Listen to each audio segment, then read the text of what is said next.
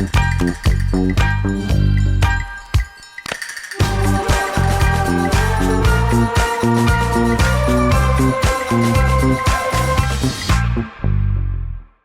boa noite para quem está online também, temos pessoas online. Olá, pessoal. Avisa se o som aí tá bom, se está tudo em ordem. E aí a gente vai começar, tá bom? Então, só me apresentando, prazer, pessoal. Meu nome é Arthur, me autodescrevendo aqui, eu sou um homem branco, cabelo e barba pretas, estou com uma blusa do Nubank roxa. Um detalhezinho. Só tirar meu crachá aqui. Então, muito boas-vindas a todo mundo, certo? Alguns recadinhos básicos, acho que vocês já viram, mas a gente tem comidinhas lá, mas também tem água, quem quiser. E também ali por aquela porta fica os banheiros, tá bom? Se vocês precisarem, fiquem à vontade a qualquer momento e até lá. Pessoal de casa, aí no caso na casa de vocês, eu não sei dizer onde fica, tá bom?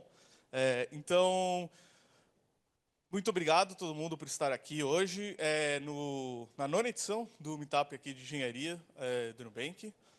Então, só para saber, quem está vindo a primeira vez no Meetup aqui no Nubank? Ok. Primeira vez em Meetup? Ninguém? Ok, tá bom. Bom, mas se tiver alguém em casa ou alguém não quis levantar a mão, então só explicando mais ou menos um Meetup, né? É um lugar onde a gente reúne as pessoas de alguma comunidade para falar sobre algum assunto legal. E no caso hoje vai ser sobre plataformas, né? Então o Nubank, ele tem o Meetup dele de engenharia, a gente também tem um Meetup de Machine Learning, então quem quiser pode ir lá e ver, a gente também tem encontros lá. E a gente também recebe comunidades, certo? Então se você tiver uma comunidade, quiser fazer Meetup aqui, fale conosco, certo? E a gente também recebe pessoas de fora para palestrar no nosso Meetup. Então, se você tem algum assunto interessante, alguma coisa, por favor, fale com a gente, que a gente sempre gosta de trazer pessoas para cá, certo? Então, vamos já dar início aqui às nossas atividades. Então, eu vou chamar aqui também a nossa segunda host, a Bia, por favor. Boa noite, pessoal. Vou fazer minha autodescrição aqui. Eu sou uma mulher branca, tenho cabelos longos, estou usando óculos, estou usando uma blusa preta e uma saia preta e um tênis branco. Bom, antes de dar mais um recadinho sobre o que há, vou chamar aqui a Su, porque eu tenho certeza que muitos de vocês têm vontade de trabalhar aqui no Nubank também.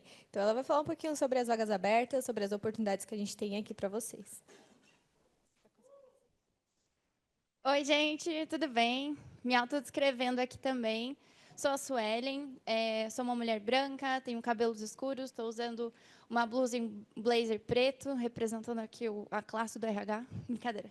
Tirei meu pijama hoje para estar aqui com vocês hoje. Papo rápido, tenho 3 avisos para dar. O primeiro deles é que, como o pessoal já falou, esse é o nono meetup de engenharia que a gente faz. Tem muita coisa legal ainda por vir, então, se esse é o primeiro, se é o segundo, o terceiro, enfim, sigam acompanhando o que a gente tem postado lá no LinkedIn. Então, sempre que tem evento, seja 100% remoto, seja híbrido, acompanhem por lá e, lógico, tragam seus colegas, pessoas do trabalho para estar aqui conhecendo o nosso escritório também.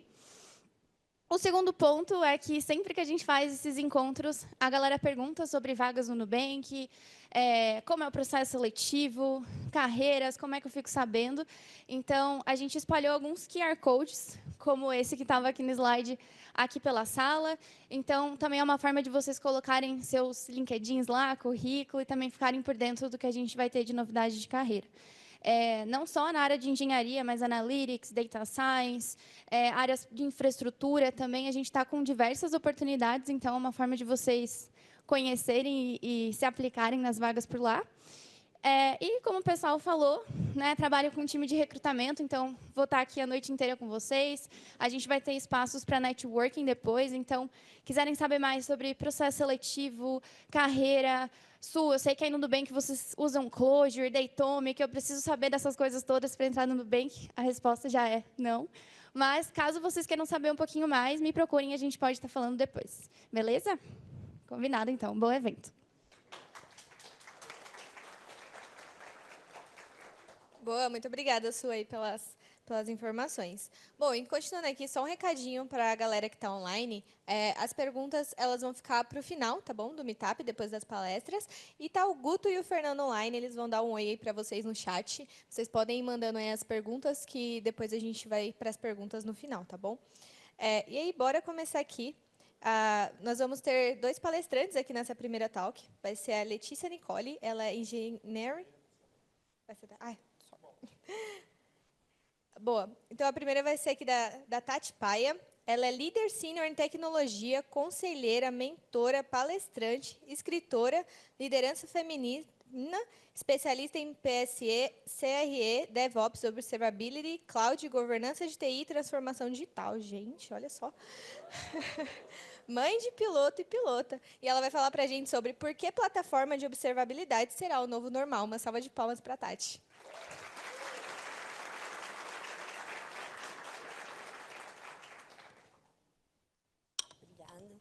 Boa noite, pessoal. Tudo bem com vocês? Muito trânsito? Não? Tranquilo? Então, deixa eu aqui também fazer minha audiodescrição. Eu sou uma mulher branca, de cabelos grisalhos, curtos, meio raspado. Eu uso óculos. Estou com um blazer colorido, meio laranja, meio... não sei que cor.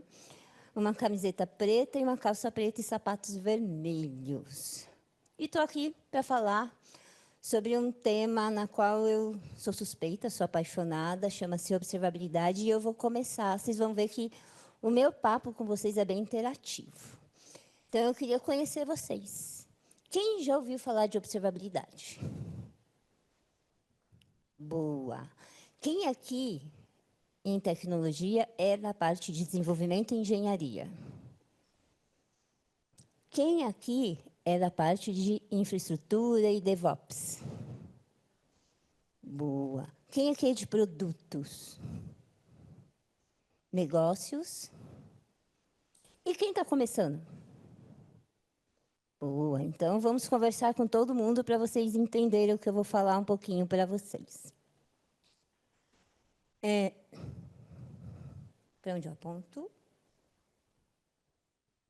Boa. Bem, aqui, como já fui apresentada, essa é um pouquinho de mim. E, para além de tudo isso que ela falou, por que piloto e pilota? Porque o automobilismo também faz parte da minha vida. Eu sou uma pilota de arrancada. Alguém já ouviu falar o que é arrancada? Não é racha. Combinado? É arrancada, pessoal. Os meus filhos são pilotos profissionais de arrancada. Sim, existe no automobilismo o esporte como profissional. Então, meu filho tem 15 anos, minha filha tem 7. E vocês vão ver que eu vou falar de automobilismo nessa apresentação, porque a observabilidade tem tudo a ver com Fórmula 1, automobilismo. E que coisa, né? Nós estamos na semana da Fórmula 1. Olha que coincidência. Essa é a minha história. Eu tenho apenas 26 anos de jornada em tecnologia. Eu sou formada em eletrônica, sistemas de informação, passei por governança de tecnologia, gestão de pessoas, engenharia e arquitetura. Estou estudando, na verdade. Essas são as empresas que eu já passei. E embaixo são os meus legados, aí, as empresas que eu montei ao longo da minha carreira, seja no esporte ou seja aí sobre a minha trajetória. E aí eu vou falar um pouco, não é de revolução, né? O tradutor ali falhou, não prestei atenção, mas é revolução, a gente está falando de plataformas, né? Eu falei de observabilidade, mas quem aqui está por dentro dos temas de plataforma? Ninguém? Quando a gente fala de plataforma de engenharia? Olha, isso é bom. É a primeira vez que eu pego o pessoal assim, que ou fica tímido ou não conhece. Mas vou contar um pouquinho por que eu vou trazer a história de revolução aqui para vocês. Porque a gente começou lá em 1765 com a Revolução Mecânica, né? A gente olha na história lá as carroças puxando, né, os animais puxando as carroças. E aí a primeira revolução foi a mecânica, onde a gente começa aí a ter motor, né? Começa a ter todo um passo para a revolução elétrica, que é onde a gente começa a ter energia elétrica, começa a desenvolver e acelerar o mundo, né? Vem a automação, a revolução da automação, E quem aí está sendo abatido ou abduzido pelos temas de IA? Quem aqui trabalha em empresa que não tem IA? Ó, vocês foram corajosos, porque hoje o que eu mais ouço aí, gente, todo mundo tem IA. Boa, e eu concordo com vocês, não é? Como dizia minha mãe, eu não sou todo mundo, não é verdade? Mas a inteligência artificial veio, né, e veio para ficar, independente do que as minhas crenças, eu ainda estou encontrando, gente, procurando pessoas que me convençam eticamente sobre o uso da IA. Então, aí eu já deixo um spoiler sobre o que eu acredito. Acho que a gente tem muito que evoluir do ponto de vista ético sobre o uso da inteligência artificial, sem negar que, para alguns temas como medicina, ela vem para auxiliar muito nos tratamentos. Então, eu pondero muito esse tema. Mas aqui eu queria que vocês fizessem um paralelo sobre os tempos. Quanto tempo nós levamos para cada revolução? Não sei se vocês já viram ou ouviram algumas pesquisas que crianças de 5 anos têm mais informação do que nossos avós com 80 anos. E isso é real, porque, de fato, o conhecimento hoje ele é exponencial. E aí vem uma linha do tempo da tecnologia, né? A gente começa lá, e aqui eu trago um pouco do contexto de processos e tecnologia, porque eu vou misturar esses dois temas sobre como construir uma plataforma de observabilidade, pensando em estratégia de negócio e não apenas em tecnologia. Em 1980, a gente fala de ITIL. Quem já ouviu falar de ITIL? Tem uns rostinhos mais novinhos aqui, que estão olhando para a minha cara, e tipo assim, mulher, o que é isso? ITIL é um framework que ajuda a gente, nas empresas, a fazer gestão dos serviços de tecnologia. Então, a gente vai falar sobre como ter tempos de resolução de incidentes, de problema, muito parecido com o que está escrito lá no livro do SRE, para quem vem de uma carreira mais de infraestrutura. E eu vou contar uma coisa para vocês. E eu vou fazer uma pergunta antes. Pós-mortem, quem já ouviu falar? E quem faz? Nossa, gente, vocês não fazem pós-mortem, não? Ah, bom, né? Ah, bom, né? Gente, o pós-mortem nada mais é do que, bem resumidamente, uma reunião onde a gente fala, um documento que declara o que a gente errou dentro de uma falha tecnológica, por exemplo. Mas como aqui a gente tem... Vou fazer a pergunta para o público que é menor, que faz o pós-mortem. O pós-mortem veio da onde, gente? Vocês sabem? Veio do SRE? Veio? Vou usar você que foi o único que balançou a cabeça. Pasmem, não veio. Veio da aviação. O termo e o contexto de pós-mortem veio da aviação por conta de acidentes aéreos. E um pós-mortem de um acidente aéreo é um livro de muitas e milhares de páginas para relatar um problema. E aí eu dou esse contexto histórico para a gente entender que um framework de processo, uma história de um livro novo, tudo tem um passado. E eu nem vou fazer a pergunta que eu sempre faço. Quem conheceu Chacrinha? Ah, tem gente que conheceu, né? Quem não conhece, dá um Google, vocês vão saber. Ele falava uma frase assim: nada se cria, tudo se copia. Eu ajusto essa frase para nada se cria, tudo se renova. Então, você vê que o IT, o SRE, ele já vem buscando conceitos já existentes e pondo nomes diferentes. E tudo isso para chegar para vocês e falar que plataforma também é assim. Quando a gente vai evoluindo, tanto na engenharia, desenvolvimento, como na infraestrutura as as code, né, na plataforma, para chegar numa plataforma DevEx. Quem aqui já ouviu falar de DevEx? A plataforma, o DevEx só é possível quando a gente entrega com as plataformas de engenharia para que vocês tenham uma pipeline fluida de desenvolvimento, né? Então, eu trago essa história aqui, porque em 2023 foi o boom da plataforma de engenharia. Mas no nome, assim como o boom da inteligência artificial no nome. Porque lá no fundo, se você forem ver algumas empresas, muito disso já era feito. A IA tinha machine learning já sendo feito, os motores que já vinham sendo aplicados, e aí a gente põe um nome diferente, uma nova roupagem, e as coisas podem tomar um rumo. E a minha esperança, gente, o meu pedido sobre observabilidade é isso, que a gente consiga trazer à tona essa discussão para que ela seja um novo hype e que ela persista.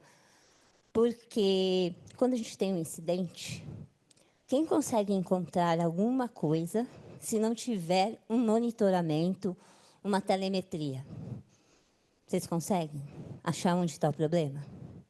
Ou, pelo menos, vai levar horas para a gente conseguir encontrar. E aí eu faço uma pergunta. A minha vida pessoal, tanto no automobilismo como minha vida na saúde, ela se relaciona muito com telemetria.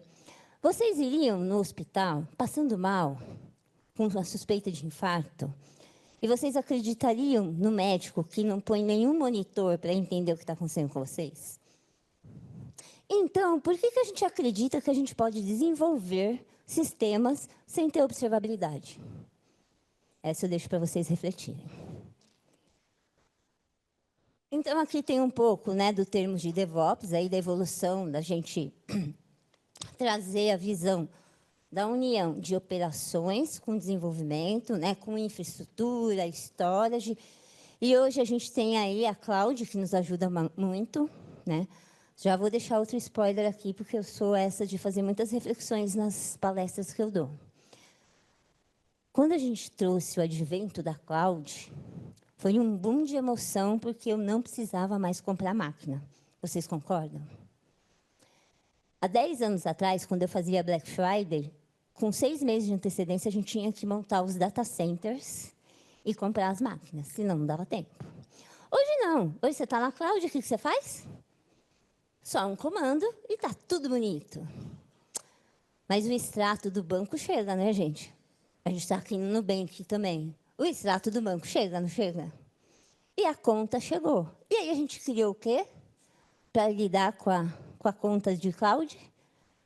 FinOps. E aí eu já deixo spoiler, gente. Comecem a estudar quais vão ser os efeitos colaterais da IA, porque vai aparecer muita carreira nova para resolver os problemas que a IA vai trazer. E esse é um ciclo, a gente inventa uma tecnologia, uma solução nova, mas ela também tem seu efeito colateral, e aí, para resolver o efeito colateral, a gente traz outra solução.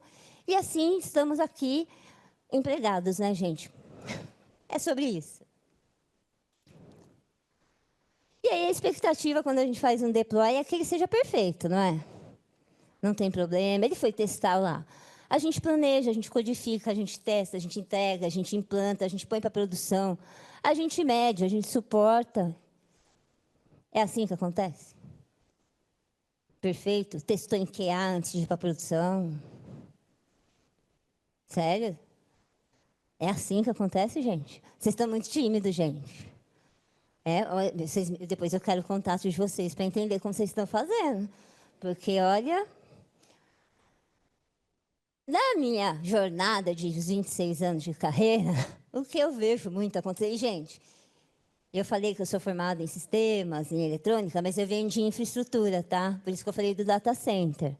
Então, que as coisas que eu mais vi é a gente subir para a produção, sem teste em QA, e ver tudo cair, gente. Essa é a minha experiência, tá? Não é nem defendendo um lado ou outro, mas eu sofri bastante e sofro até hoje, porque hoje eu estou como uma pessoa responsável por toda uma operação de uma empresa de meio de pagamento. Então, toda a produção do que está no ar sou eu que cuido. Ou seja, meu telefone não para de tocar. Mas aí a gente tem todas essas realidades sobre pressão do negócio para subir, né? A gente não consegue testar. Tem várias realidades que, para pôr uma feature ou um produto no ar, envolvem um negócio. Guardem essa palavra, um negócio. E eu falei, né, que tem Fórmula 1, tem observabilidade. Vocês já acompanharam ou viram nas redes sociais ou em artigos como empresas como... Tem problema falar o nome de empresa, gente? AWS, assim? Pode? Então, empresas como a AWS, a Oracle, elas estão trabalhando pela Fórmula 1. Vocês têm noção de quanto de dados trafega na telemetria de um carro de Fórmula 1? Um carro desse, para que ele seja monitorado real time e para que o piloto e a equipe tenham as melhores decisões em milésimos de segundo, eles têm mais de 300 sensores no carro, conectados à nuvem, para que a telemetria do carro e do piloto cheguem na central de informação e eles trafegam por segundo mais de 1 milhão de dados. E isso acho que é 1 milhão de dados por segundo. Então, imaginem todos os sistemas e toda a infraestrutura que roda para isso acontecer. E vocês acreditam? Eu sei que lá no passado, quando a gente tinha o Ayrton Senna, isso não tinha tantas telemetrias como a gente tem hoje. Mas vocês acreditam que, como a gente conseguiu evoluir, foi na base da observabilidade? Né? E isso acontece realmente. E aí, aqui, eu gosto muito dessa frase, apesar de vir da raiz lá, quando quem fazia o deploy era o sysadmin, que era o dono da produção e não deixava nada subir se não tivesse de acordo com o que eles entendiam. Mas eu gosto dessa frase, quem constrói, cuida. Porque é uma responsabilidade compartilhada, né? E aí a gente olha muito, quando a gente fala de plataforma, a gente tem um produto, a gente não faz tecnologia, não faz produto para não ter um resultado. A empresa que produz, ela precisa de resultados. E o que gira em torno do negócio e das empresas são receitas, gente. Aqui eu não vou romantizar e vou ser bem direta. A gente faz o que faz para entregar resultado para ter receita. Então, o produto, para ter eficiência, escala e valor ao negócio, a gente precisa de pessoas, a gente precisa de cultura e maturidade, processos, ferramentas, e aí a gente chega nas plataformas. Sem isso, a gente não consegue entregar uma plataforma que entregue valor. E aí eu vou fazer a pergunta para quem já está mais habituado aí a cuidar dos BOs de infraestrutura ou de produção. Vocês sabem o preço de uma falha? O preço? Você conhece quando a receita é afetada por um incidente que a infra ou o desenvolvimento causou? Podem falar, gente, não tem vergonha, não. Em muitos lugares, a gente não sabe qual é o preço, mas com observabilidade, a gente consegue chegar nesses valores. E aí, aqui, eu trago um pouco de como começar a construir uma plataforma de observabilidade. Para quem está mais acostumado, quando a gente fala o termo monitoramento, a gente fala muito de logs produzidos pelos sistemas e por quem codifica eles, as métricas e os alertas. Mas eu vou trazer uma visão para você que observabilidade é muito mais do que isso. Observabilidade é sobre o negócio. É quando a gente alia dados, métricas, pessoas, comportamento, conhecimento, processos, previsibilidade para a tomada de decisão, para trazer resultados. Observabilidade estratégica e para o negócio é sobre isso. E eu não vou falar aqui de ferramentas, pessoal. Sabe por quê? Porque eu aprendi nessa jornada, há 10 anos falando de observabilidade, que a gente tem ótimas ferramentas no mercado, tem empresas que decidem construir as suas, não tem certo e errado. Mas o que tem de errado é quando a gente acha que a gente vai trazer uma ferramenta, ela é a bala de prata e ela vai encontrar todos os bugs que existem e evitar todos os incidentes sem que ela seja bem administrada e preparada. Então, não existe. E aí, nesse caso, você gasta milhões de dinheiro, porque a observabilidade é cara. Quanto que eu falei que a Fórmula 1 produz de dados? Logs mal construídos também produzem milhões de dados e milhões de reais na conta no final do dia. Então, a observabilidade, sim, ela é cara. Por isso que a gente precisa trazer ela não como um custo, mas como um investimento, desde que a gente use ela bem. E a gente pode usar várias ferramentas. E aí, deixo aqui também, podemos conversar sobre ferramentas, mas aqui é muito mais para vocês entenderem o contexto e como chegar lá. Observações da vida real, né? Para a gente ter velocidade e maturidade, e aqui por que entra cultura e pessoas? Porque a gente precisa trazer maturidade para o processo de observabilidade. Cada time, cada squad, cada área vai ter o seu momento, vai ter o seu entendimento de negócio. E aí eu vou deixar uma outra reflexão, principalmente para quem está começando. Na minha época, a gente fez tecnologia porque a gente queria fugir de pessoas. Porque a gente queria ficar atrás do computador. E aí eu tenho uma má notícia, gente. A gente precisa falar com pessoas.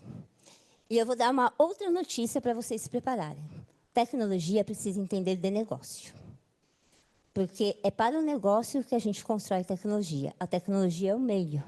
Então, o diferencial para vocês, principalmente para quem está começando, entendam dos negócios que vocês estão cuidando.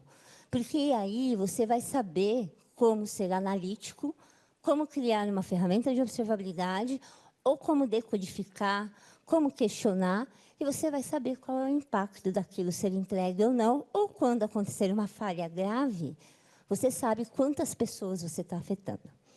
Eu trabalhei há um tempo atrás em outro local, e foi bem na pandemia. E a gente fazia a entrega do auxílio emergencial. E nós tivemos problemas. E a gente recebia vídeos de pessoas que estavam passando fome. E elas não sabiam onde estava o seu dinheiro. E aí, né, falo mais um ponto. O dinheiro não leva desaforo para casa, gente. Então, entender do negócio e o propósito daquilo que vocês estão criando faz muita diferença. E aí, na prática, esse é um framework que não... Como diz Chacrinha, nada se cria, tudo se inova. Aqui veio da experiência do que eu já pus no ar, sobre processos, sobre ferramentas, sobre frameworks. E aí, por que eu falo muito da observabilidade? Porque ela é a base, gente. Para você chegar do outro lado, seja para produzir, para ter uma pipeline mais rápida. Você não consegue criar uma plataforma de engenharia se você não entender como está o seu fluxo para entrega. Quais são os resultados, quem está usando, qual é a dor que você quer resolver. Então, observabilidade, ela precisa de maturidade. Ela consegue trazer uma visão de MTTR, e aí eu vou explicar o MTTR, vem lá do SRE também, e aí vem do tempo de solução de um problema. Ou de você ser super rápido quando tem uma falha, ou de você levar horas para corrigir um problema e deixar, por exemplo, o seu cliente sem dinheiro, sem acessar o aplicativo por horas, né? E aí a gente tem a visibilidade através de processos como gestão de incidentes, de pós-mortem seguro, de gestão de problemas, para o fórum executivo, para você levar tecnologia e problemas de forma executiva para que os times possam tomar decisão. Eu costumo falar que contra dados e fatos não há argumentos. Então, a gente precisa observar os dados. E pense nas empresas que a gente está, ou tudo que você olha, tudo é sobre dados. Tudo é sobre transformar isso numa tomada de decisão. E aí, aqui eu vou deixar algumas dicas para vocês, já vou finalizando. Eu confesso que eu não vi o tempo, gente. Estou dentro do tempo? Ninguém me deu bronca. Você viu? Eu falhei na minha observabilidade, porque eu não fiquei de olho no tempo. Normalmente, eu tenho esse relógio desse tamanho e eu coloco o cronômetro também para eu me basear, mas hoje eu falhei. Mas dicas.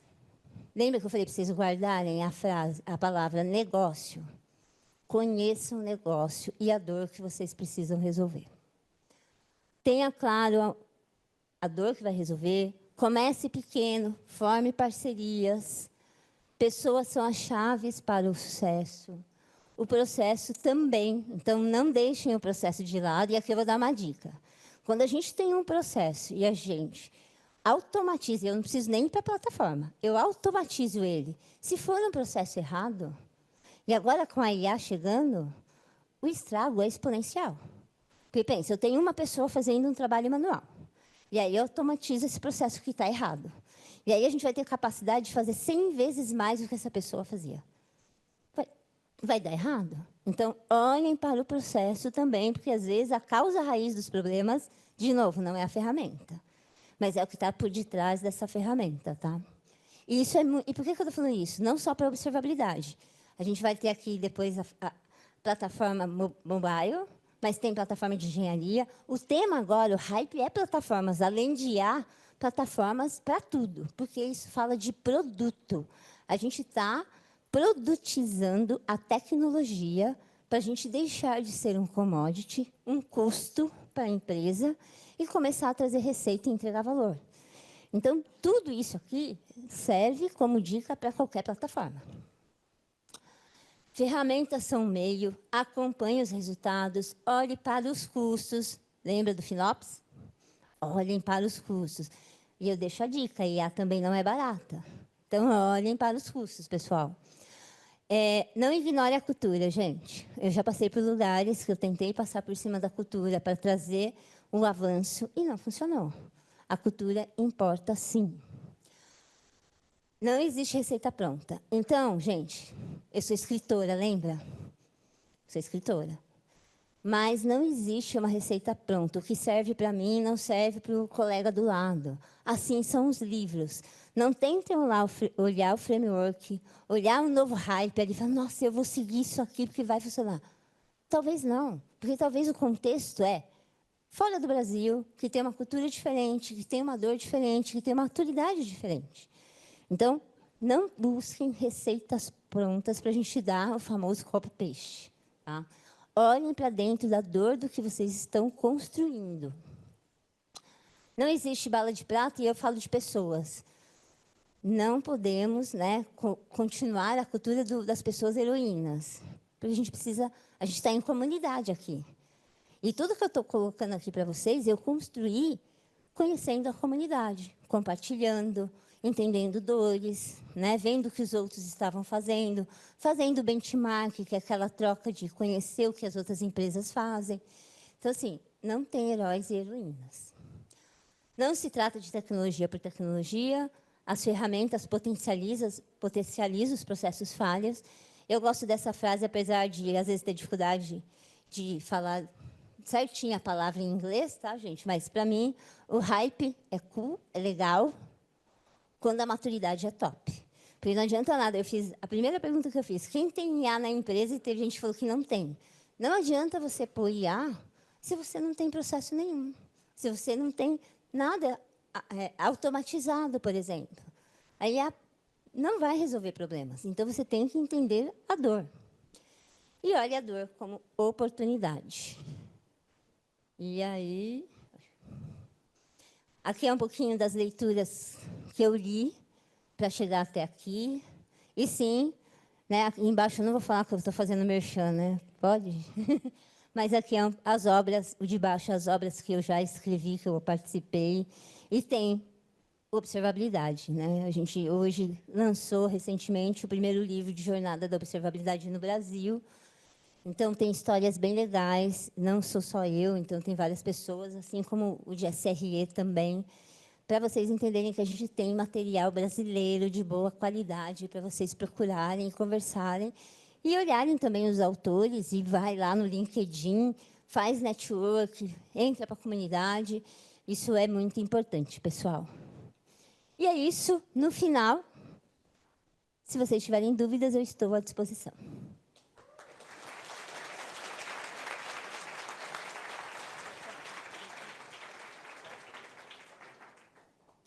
Muito obrigada, Tati, por esse conteúdo incrível aí que você trouxe para a gente. Bom, só relembrando, gente, quem estiver aí online, pode já mandando as perguntas aí, que a gente vai responder no final. Quem estiver aqui presencial, já anota aí no celular para não esquecer a pergunta, que no final a gente volta aí para as perguntas. Agora, enquanto o Arthur coloca aqui a palestra, agora sim, a gente vai ter 2 palestrantes trazendo para vocês Mobile Platform Team, os segredos para uma engenharia de sucesso. A gente vai receber aqui no palco a Letícia Nicole. Ela é Engineering Tech Manager, Microsoft MVP, Woman Tech Makers Ambassador e uma grande apreciadora de cafezinho. Ela é entusiasta em Developer Experience e Mobile DevOps. Busca compartilhar seu conhecimento na área para empoderar mais e mais pessoas. Uma salva de palmas para a Letícia. Olá, boa noite. E, junto com ela, Vamos receber aqui o Fernando Paulo, com mais de 16 anos de experiência em TI, atuando em arquitetura de software e desenvolvimento de software. Ao longo desses anos, trabalhou em diversos segmentos de empresas, como e-commerce, mercados financeiros, mercados imobiliários, seguros e fintechs. Atualmente, ele atua como Engineering Manager na equipe de plataforma móvel do Nubank. Uma salva de palmas para o Fernando.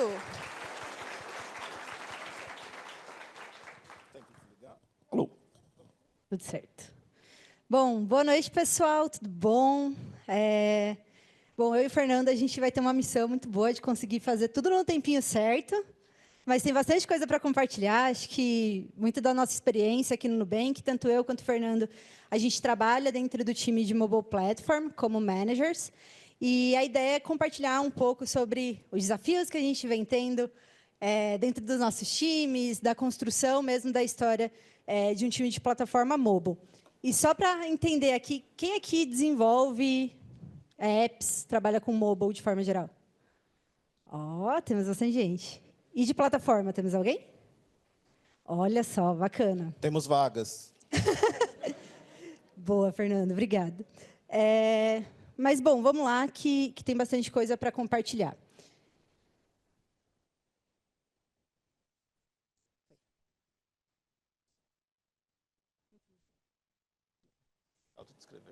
Justo. Desculpa, gente. Só vou me autodescrever. Eu sou uma mulher branca, com cabelos compridos. Estou vestindo uma regata um pouco assimétrica, preta, usando calça jeans e um tênis branco. Fernando? Eu sou um homem negro, careca, com barba um pouco falha, usando uniforme de tecnologia, camisa preta, calça talvez bege e um tênis vermelho. Boa. Bom, então vamos lá. Acho que só para garantir que todo mundo está na mesma página, né, de quando a gente fala sobre times de plataforma, de como a gente está escalando o mobile aqui dentro do Nubank, das nossas experiências anteriores. Falando especificamente, né, aqui da firma, o Nubank ele veio ali desde os primórdios, tendo como foco o mobile first. Então, hoje, a forma principal do nosso cliente se conectar, interagir hoje com o Nubank através do app. Né? Então, todos os nossos produtos, eles visam focar essa experiência próxima de interação com o nosso cliente, trazendo a melhor experiência possível. E aí, como vocês podem imaginar, ao longo dos anos, a gente foi crescendo em relação a produtos, número de clientes, números de países. E, com isso, todo o negócio começou a ficar um pouco mais complexo, como também a parte de tecnologia. Afinal de contas, a gente tem que ter pessoas engenheiras desenvolvendo ali as features no app como um todo. E aí, acho que só para a gente ter um overview sobre como vem sendo esse desafio em relação à engenharia da parte mobile aqui dentro, eu trouxe alguns números, eu e o Fernando, a gente trouxe alguns números para compartilhar com vocês e aí seguir ali a linha de raciocínio. Então, temos alguns números interessantes, especificamente de mobile. Hoje, a gente tem um pouco mais ali de 2.000 pessoas engenheiras trabalhando diariamente, seja na parte de front-end, back-end, mobile, analytics, data, etc. E um pouco mais de 900 pessoas já contribuíram em algum momento para o app. Então, a gente tem um alto número de pessoas contribuindo em features, correções, melhorias, resultando em, por exemplo, mais de 100 PRs, ali a média de pull requests semanais, como também o número de internal releases. Então, toda semana a gente tem ali, em média, de 20, 30 releases internas, que são disponibilizadas para a engenharia do Nubank, para os Nubankers, para as pessoas que trabalham aqui no Nubank de forma geral. Enfim, a gente acaba tendo bastante, como vocês podem ver, bastante releases saindo e, consequentemente, um alto número de contribuições. E aí... Opa, spoiler! E aí, juntando tudo isso, a gente também olha para o nosso Codebase. Hoje, o nosso Codebase, eu gosto de falar que ele é essa saladinha de frutas, ali, de linguagem, digamos assim, porque a gente começou lá em 2014, então o app ele foi tomando suas formas ao longo dos anos. Então, a gente começou lá com Java, com Objective-C, foi evoluindo com Kotlin, Swift, depois é que nessa visualização não tem mais, mas a gente teve a época do React Native, depois veio Flutter, e aí, então, a gente tem o nosso monorepo, a gente vai falar um pouquinho mais para frente, mas a nossa Codebase acaba sendo um pouco mais complexa pelo normal, porque a gente acaba tendo coisas legadas que a gente ainda tem que ficar lidando, coisas de infraestrutura, enfim, que acabam trazendo essa complexidade, à medida que a gente vai escalando.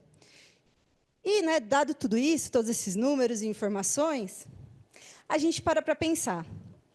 Imagina se você, que trabalha no time de produto, lá no time no Conta, Pix, Credit Card, está lá desenvolvendo sua feature, tem lá os prazos para vocês lançarem algo, e você tem algum problema relacionado a gerenciamento de code sign-in, a pipeline não está passando, tem algum problema ali dos pods não estão subindo ali para o seu pipeline.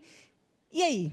Imagina você sendo essa pessoa que está ali desenvolvendo o produto, evoluindo o produto, e ser a mesma pessoa que precisa ir lá na parte de infra, ter conhecimento de como a Apple gerencia certificados e resolver esse problema. Definitivamente não é produtivo, porque, no final das contas, as pessoas são... cada uma está executando as suas coisas, elas têm que parar o que estão fazendo para resolver esses problemas.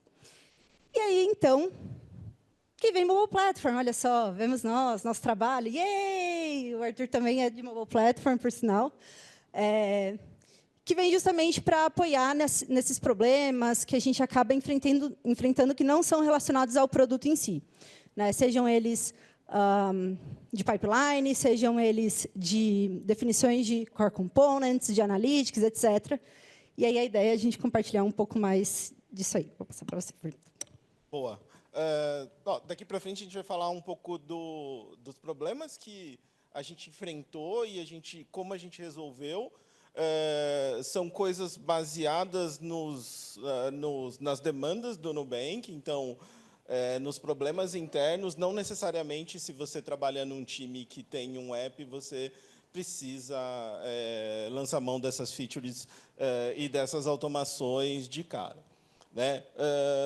E aí, como a Leti trouxe aqui, uma base de código bastante grande, a gente usa monorepo, várias pessoas engenheiras shippando código no mesmo repositório, bastante teste rodando, bastante execução da pipeline. Isso tudo fez a gente perceber que a gente precisaria automatizar boa parte do nosso trabalho e também usar algum tipo de... usar ferramentas e tecnologia, fazendo isso com ferramentas e tecnologias abertas e já disponíveis no mercado. E aí, para começar, a gente pensa quando a pessoa está chegando no Nubank.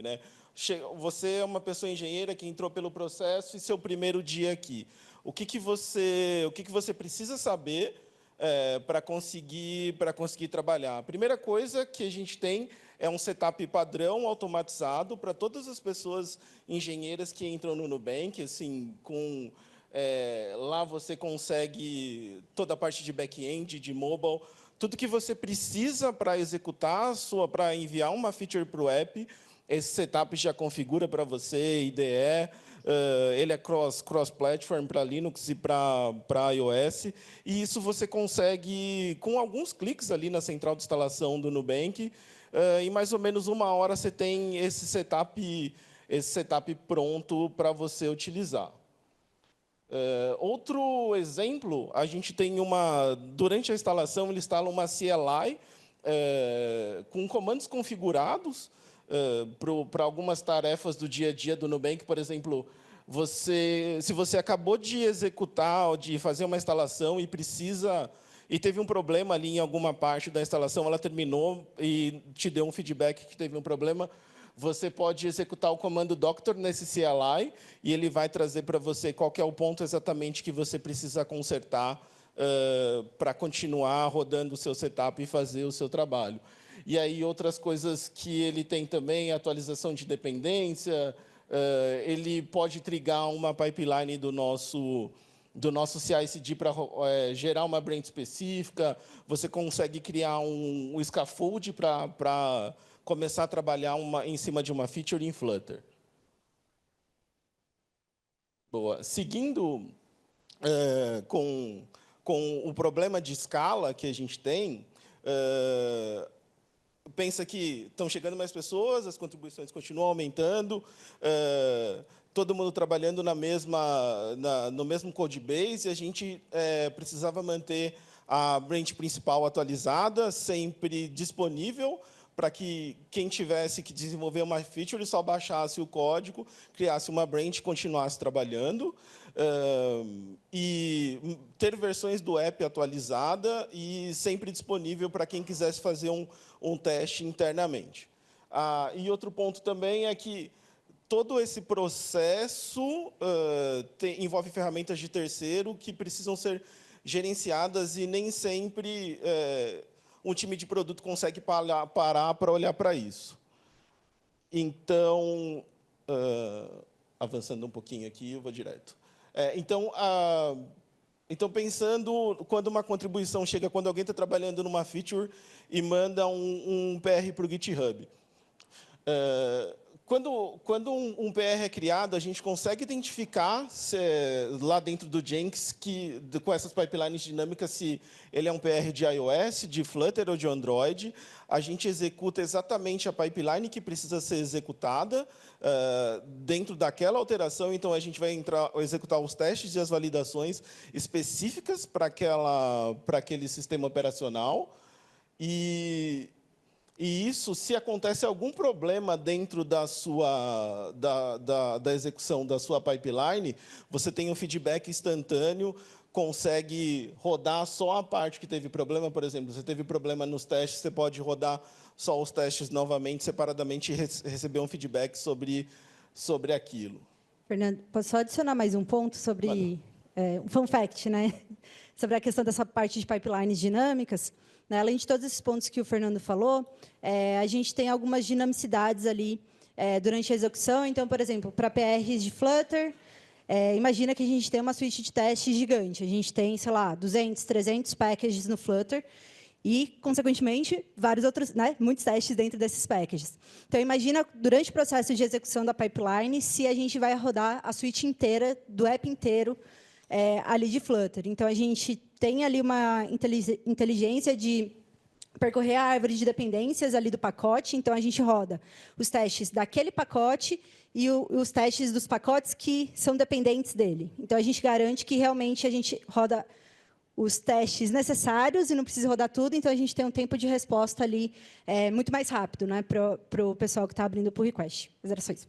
Aí, além disso, a gente roda essas pipelines em diferentes infraestruturas, dependendo do sistema operacional, que é, por exemplo, para o iOS, a gente roda os testes, as validações e faz o build utilizando a MacStadium, que é um fornecedor de infraestrutura Mac, e para o Android a gente roda isso na AWS usando a parte de containers. Boa.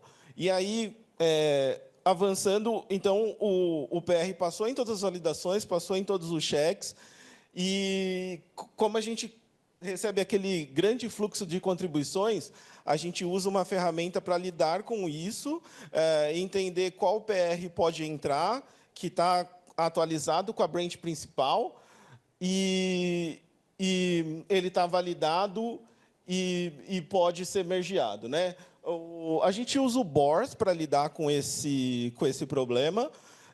O Bors é o pai do GitHub Merge Queue. Então, o que ele faz? Ele processa um lote de pull requests, dividindo em duas partes, tenta mergear, e aí ele continua com a estratégia. Não mergeou, ele divide, tenta mergear, até que ele dá um feedback para uma pessoa que está com aquele PR, falando, seu PR não foi mergeado, você precisa verificar.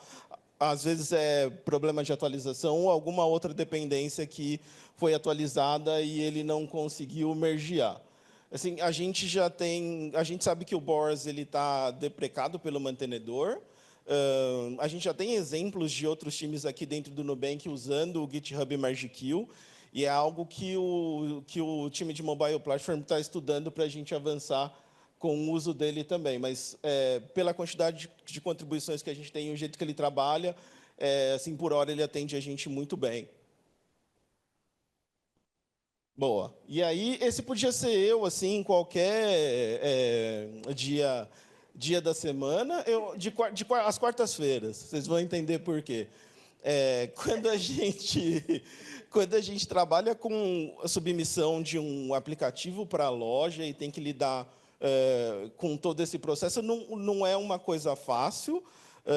Então, o que a gente sempre tem que lembrar é que, assim, as lojas elas têm regras bem restritas quanto ao envio de aplicativo, o que tem dentro, como você conta isso para o usuário no front da loja, o que tem de descrição versus o que tem de feature.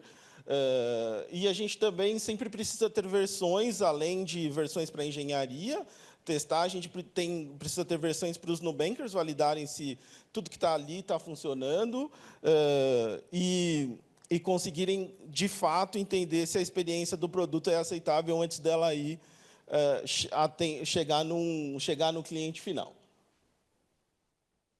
Legal. E, pensando nisso, a gente tem uma cadência de releases que faz com que os nossos clientes recebam atualizações do app toda semana. Então, esse calendário ele começa na quarta-feira, então aquela pessoa lá no slide anterior sou eu às quartas-feiras, eu e o meu time. Tudo que é gerado de versão a partir da master, a gente gera uma versão de internal alpha para os times da engenharia, e aí, na quarta-feira, às 9 da manhã, a gente gera uma versão de alpha, que é uma versão para um grupo controlado, basicamente para pessoas que trabalham no Nubank, têm acesso a essa versão, eles conseguem baixar e usar. A gente usa ela é uma versão produtiva, né? Assim, ela é uma release candidate, então o Google e a Apple já consideram essa versão a versão que vai chegar para o cliente. Na sexta-feira pela manhã, o trem parte de alfa para beta e a gente libera uma versão para um grupo aberto, mais controlado, que é grupo da New Community, pessoas que decidiram, por algum motivo, ser beta tester do Nubank e receber esse app antes para poder usar as features e ter acesso às novidades. Então, essas pessoas ajudam a gente usando o app, testando ele até a segunda-feira à tarde, mais especificamente às 5 da tarde, quando a gente começa a liberar essa versão para os clientes. Dentro desse processo, vocês percebem que a gente faz tudo faseado, então, até para liberar para os clientes, a gente vai liberando gradativamente, começa na segunda-feira e chega na quinta-feira a 100% dos clientes, isso tanto para Android quanto para iOS. Durante esse processo, a gente trabalha sempre monitorando a saúde do app para entender se ela é uma versão boa para chegar para os clientes, se tem algum problema acontecendo, se a gente deveria pular esse release e ir para uma próxima versão. Então, a gente sempre faz isso controlado. E aí liga no ponto da observabilidade, né? E só para complementar, Fernando, e aí vocês veem um pequeno gap ali de 5% para 100%, né? Parece algo meio uau, mas é justamente por isso, porque como a gente tem, né, várias formas ali de acompanhar a saúde do app, 5% para a gente já é uma representação bem grande de clientes utilizando a versão que a gente disponibilizou. Então, às vezes, até antes, né, com 1%, 2%, a gente já consegue ver se tem alguma issue que a gente realmente tem que fazer route do trem, enfim, e fazer um processo de hotfix. Mas, por isso, tem esse gapzinho ali. Por exemplo, um problema que afeta a maior parte dos clientes, quase tipo 50% dos clientes, com 1% de distribuição, na segunda-feira a gente já consegue perceber que tem um problema e a gente avalia aquele problema para tomar uma decisão se a gente conserta aquele problema, se a gente descarta aquela versão e vai para uma próxima. Boa. Aqui tem um exemplo de como a gente controla isso e notifica as pessoas. Então, o Slack é nosso meio oficial de comunicação. Então, lá no Slack sempre mostra de qual estação que o trem está partindo e qual que ele está chegando, qual que é a porcentagem da distribuição daquela versão. E se a gente tem um fix naquela versão também, a gente deixa ela marcado ali para mostrar que ela já não é mais a versão original que partiu, ela é uma versão que a gente já modificou. E aí, linkando com o que eu falei sobre monitorar a versão, assim, a gente toma bastante decisão com base nos dados que ferramentas de reliability e app performance dão para a gente. Então, a gente sempre olha, por exemplo, para algumas métricas de crash free use, crash free rate, ANR, para tomar a decisão se a gente segue com aquela versão ou não. A gente tem algumas ferramentas para apoiar essa tomada de decisão, e essas ferramentas ajudam a gente a fazer uma análise caso a caso de problema, ou então, imagina que a gente tem várias, pensando que esse fluxo todo aconteceu, a gente tem várias versões do app rodando com os clientes, a gente tem 2 sistemas operacionais diferentes e vários modelos de hardware rodando com esse aplicativo. Então, a gente precisa entender o problema. Imagina que uma pessoa da central recebeu uma ligação falando que o app está com problema. Assim. Então, eles vão olhar para a versão, a gente vai entender se aquela versão é a versão que está em produção, qual que é o erro que está acontecendo, como a gente pode mitigar. E, possivelmente, pode ser uma versão antiga que a gente só fala, atualiza a versão que esse problema foi corrigido da versão X para frente. Além do monitoramento ativo, a gente também é alertado se uma certa quantidade de erros acontecer, a gente recebe um alerta e aí o time, dono daquele pacote, consegue atuar ativamente para resolver o problema. Acho que só... Desculpa, Fernanda. Não, só para acrescentar, também estou causando aqui, mas... Muito. O Arthur falou que está tudo bem de tempo, então estou só falandinho. Mas acho que exatamente desse último ponto que o Fernando comentou, né, de que então a gente recebe o alerta via Opsgenie nesse caso, os times recebem esses alertas de forma automatizada, né? Então a gente lá atrás, uns anos atrás, quem era o proxy, digamos assim, de redirecionar os crashes que aconteciam no app era a Mobile Platform. Então era incrível, né? Era super legal. A gente quem ia atrás do time, enfim, fazia ali todo o processo de investigação, olhar stack trace, etc. E aí a gente conseguiu chegar numa solução onde, quando a gente recebe, por exemplo, um crash via Sentry, a gente consegue identificar ali, através de algumas propriedades, por exemplo, qual foi o package que aconteceu aquele problema, e internamente a gente consegue fazer o roteamento via Opsgenie de package para time e notificar exatamente o time específico. Então, os erros realmente são direcionados para o time dono daquele pacote ali, no caso. Até complementando, a gente já usou o Sentry para criar backlog para o próprio time de plataforma. Então, quando a gente ativamente olhou que tinha alguns erros, que a quantidade era grande, eles estavam vindo de várias versões, a gente selecionou aqueles problemas para trabalhar em cima deles e consertar aqueles problemas para que eles não acontecessem mais dali para frente. Boa. Show. Bom, e aí a gente entra num outro aspecto, que é em relação à Core Infrastructure e arquitetura. Então, só para contextualizar, né, eu acho que quando um time de mobile ele vai, não só de mobile, mas um produto, sua empresa, enfim, está ali evoluindo os produtos, tendo novas pessoas engenheiras evoluindo ali o app de forma geral, você começa a enfrentar um problema que é a reinvenção da roda. Né? Em que sentido? Um time quer começar a coletar métricas, quer fazer login, quer usar uma ferramenta de analytics, quer setar como eles vão fazer o setup de HTTP client, por exemplo.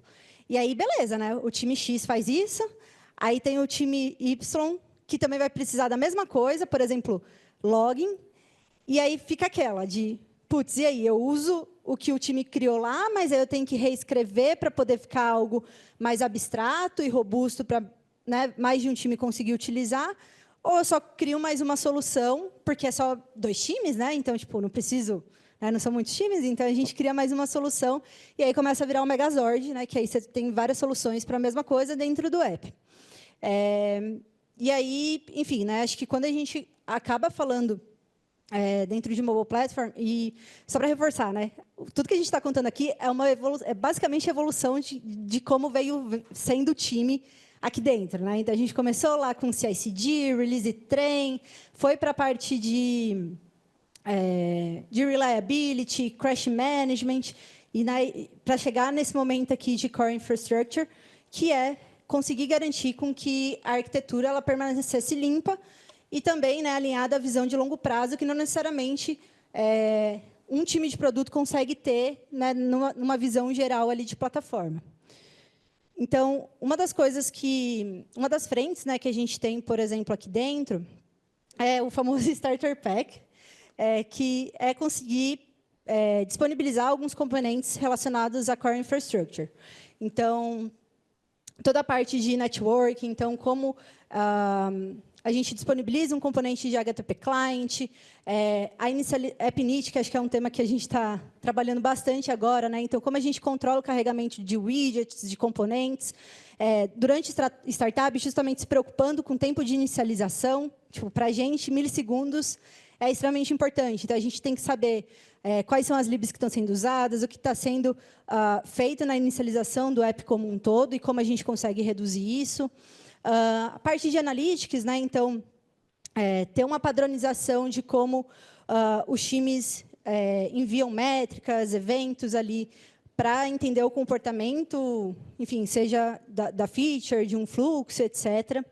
A parte de state management, de feature flags, testes AB, experimentação, como também routing navigation, então, né, as libs que a gente usa para tanto a questão de deep links, de libs, enfim, que vão ajudar essa parte de navegação, né, entre uma tela e outra.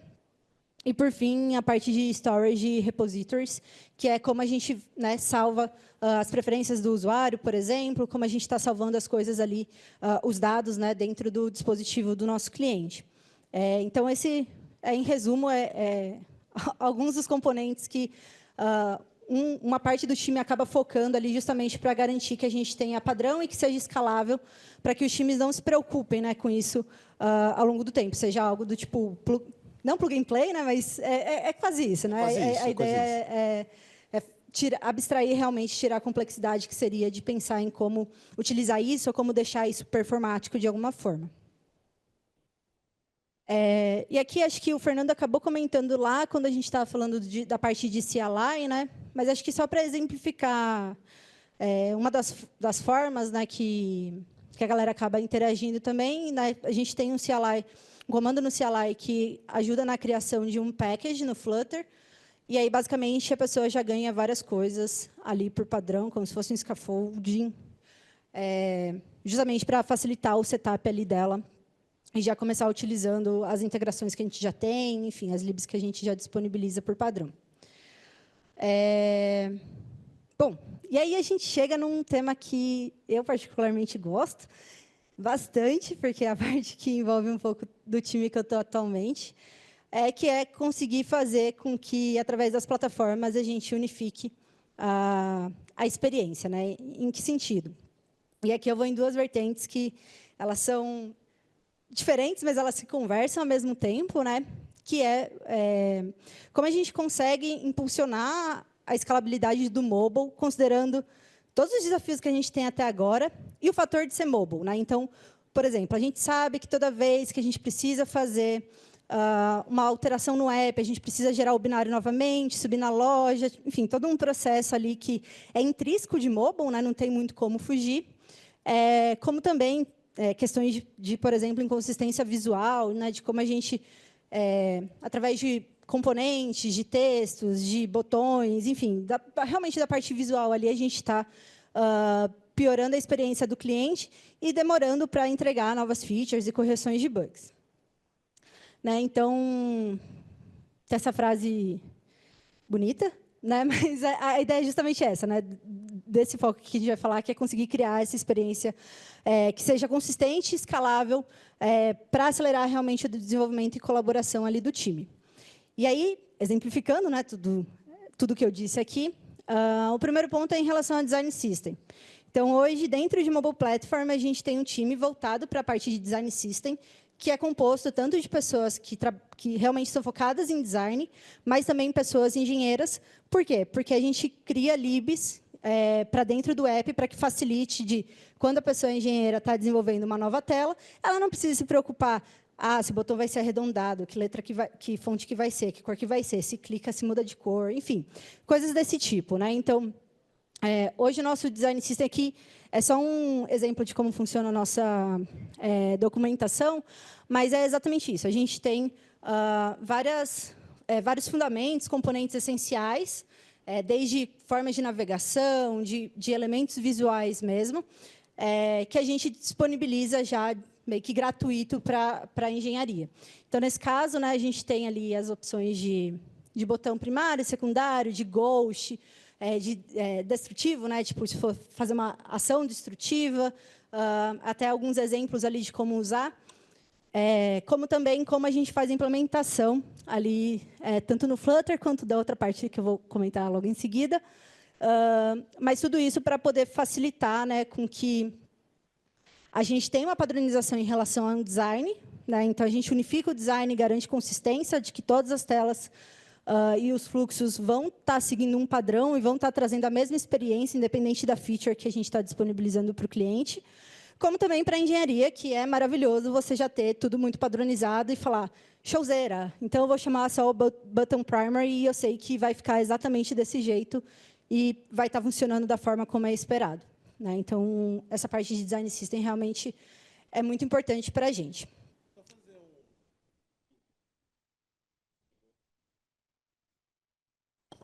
Oi. Então, só fazer um disclaimer aqui que o Design System ele não é só para engenharia. Assim, quando você usa o Design System, você ganha outras features por trás que para um time de produto é só o look and feel, mas a gente tem coisas de analytics por trás. Então, quando você usa o Design System, você consegue saber o caminho do seu cliente, onde ele clicou, e várias outras métricas só por usar a parte padrão. Então, ele deixa de ser só um produto de tecnologia, de engenharia ou de produto, e passa a ser um produto de negócio também, onde as pessoas do negócio olham e falam, não, você precisa usar o Design System padrão, porque lá tem coisas que interessam para a gente também. Justíssimo. Bom ponto. E aí a gente vai para a temática que essa sim é o meu xodó, porque é exatamente o meu time. Mas, há alguns anos atrás, a gente começou com uma abordagem de entender que, se a gente quisesse escalar ao longo, né, do tempo ali, de ter mais dinamicidade de como a gente disponibiliza nossas features, de como a gente faz correções, de como a gente faz melhoria, que a gente sabe, de novo, que no mobile tem suas limitações por si só, a gente construiu um framework de Servant-Driven UI. E aí, só para dar o contexto, né, basicamente, é uma técnica que a gente usa em que o servidor ele consegue construir as interfaces do app. Então, o servidor requisita o que a interface vai exibir e a gente renderiza isso no aplicativo, em vez da interface estar construída dentro lá do binário, em código, enfim.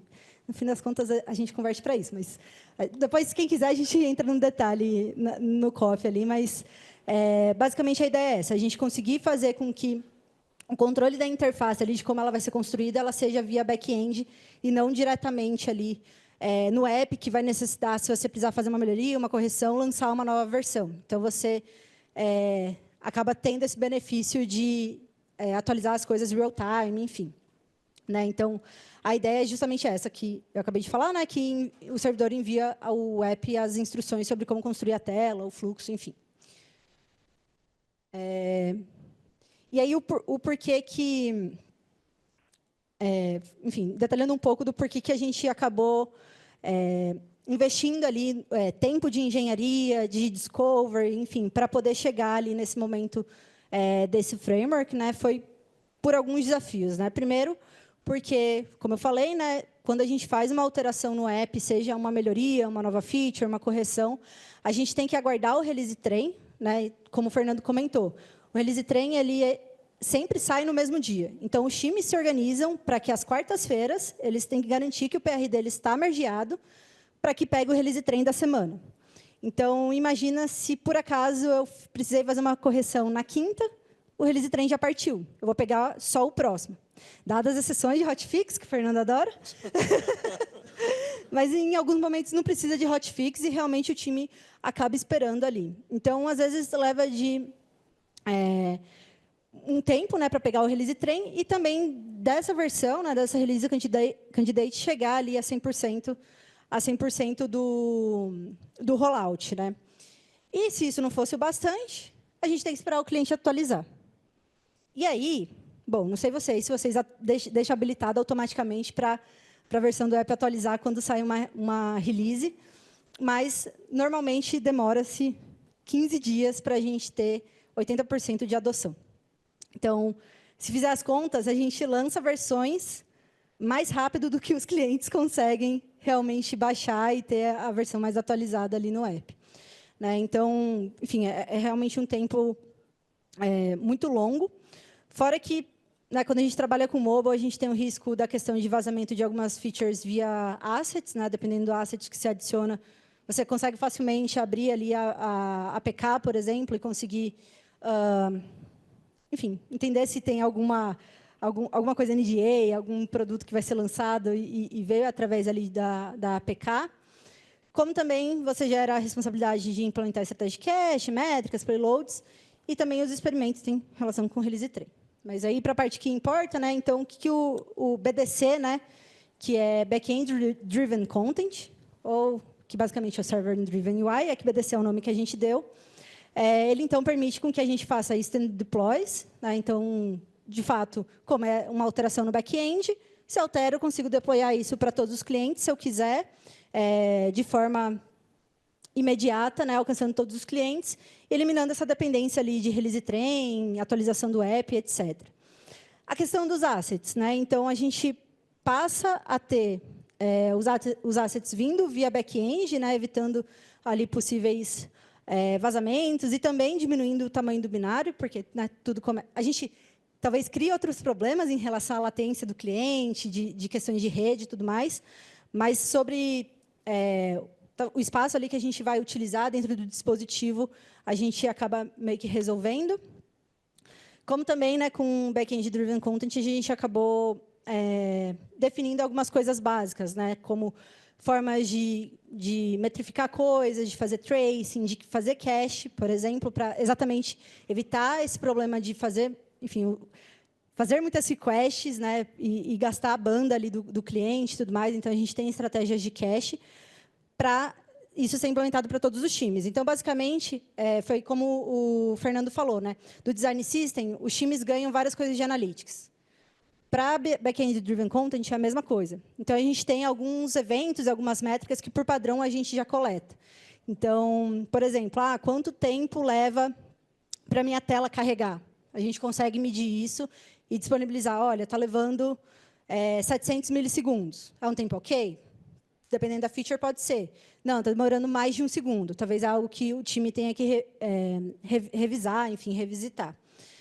E, né, por fim, né, o ciclo de desenvolvimento ali mais rápido, né? Então, os pipelines eles acabam, diferente da forma como a gente estava falando agora há pouco, do Jenkins, apesar, né, de toda a inteligência e escalabilidade que ele tem, né, a gente desacopla ali as contribuições que acontecem via Backend Driven Content do Jenkins, por exemplo, porque aí cada time tem o seu serviço, que representa a interface, então cada um tem a sua própria pipeline, não fica disputando, porque a gente tem um monorepo, né? Então o monorepo você disputa, entre aspas, que PR vai ser mergeado primeiro. Então eles entram na fila e eles vão ali em batch e tudo mais, mas com Backend Driven Content, literalmente é o seu time mergeando a sua alteração. Então fica muito mais fluido, muito mais rápido ali o tempo de de realmente resposta, resolução das coisas. E é isso. Bom, eu falei bem rápido essa parte, que realmente parte de Backend Driven Content. Daria uma palestra só sobre isso, então a organização do Meetup, quem quiser chamar a gente e falar só sobre isso, eu topo. Mas, boa. E aí, acho que assim, né, a gente falou várias coisas que eu entendo que são complexas, acho que até para dar um overview. A gente começou com um time de mobile platform, éramos em 4 pessoas, eu fazia parte dessas 4 pessoas no começo de mobile platform, e hoje a gente é mais de 70 pessoas. A gente tem 70 pessoas dentro de mobile platform, em times diferentes, executando cada partezinha dessa que eu e Fernanda a gente apresentou. Então, realmente, foi um caminho ali que a gente vem seguindo ainda, a gente está aprendendo muita coisa, enfim, tendo vários desafios. E aí, aqui até a timeline que representa um pouco dessa evolução. Né? Desde o momento que a gente teve o primeiro commit no Android, no iOS, a gente teve a época do Windows Phone. Alguém aqui usava o Windows Phone? Olha só, olha só. Enfim, a gente teve um momento que a gente lançou para o Windows Phone, que a gente descontinuou o Windows Phone, que a gente teve ali o nosso primeiro lançamento com React Native, a criação do monorepo. Ali, por meados entre 2018 e 2019, foi quando a gente realmente oficializou a criação de um time de mobile platform, que até para, enfim, dar um contexto, como era antes. Antes, a gente tinha um time de mobile que...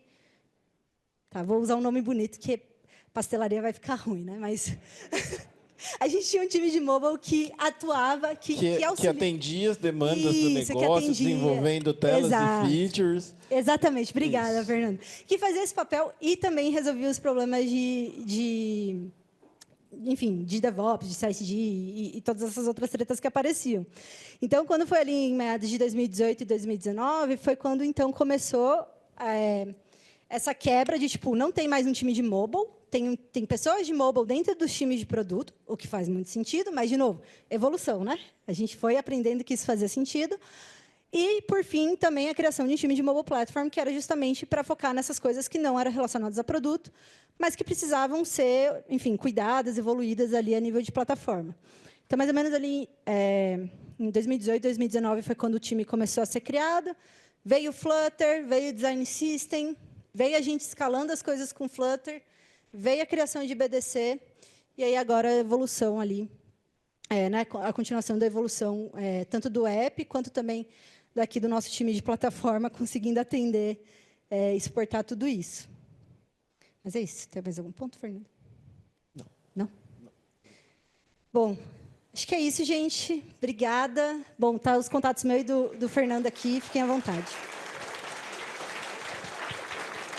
Obrigado. Já fui. Alô, alô. Muito obrigado. Podem... Não, senta aqui no palco. Tati, pedi para você... Eu vou ter que pegar uma cadeirinha a mais aqui, porque a gente... Você pode puxar para mim, Fernando, por favor? Bom, a gente vai agora para as perguntas, pessoal. Então, pessoal que está online já está mandando as perguntas, a gente está com elas aqui, talvez não dê tempo de fazer todas. A gente vai intercalando com perguntas no presencial e perguntas no online, beleza? Então, fica à vontade. Senta aí. Podem sentar, eu fico de pé aqui. Essa cadeirinha aqui, essa pra quando tem... Peraí, deixa eu só fazer um negócio.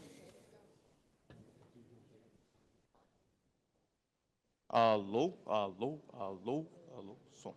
Boa. Vamos para a primeira pergunta aqui. Online, é do Vinícius Correia. Ele perguntou sobre a estratégia de rollout que a gente falou do Release Train, se ela é aplicada para o iOS também. Ele falou que a Apple tem um comportamento mais engessado. Quer saber se aplica para os dois. Ela é aplicada para os dois. No Google, a gente tem mais controle, então, quando a gente quer testar algo mais rápido, a gente pode avançar o release do jeito que a gente quiser, com a porcentagem que a gente quiser. Na Apple, uma vez que a gente decide fazer phase de rollout, começou para 1%, eles que controlam uma porcentagem por dia, e aí o que a gente pode fazer é só parar ou deixar eles seguirem.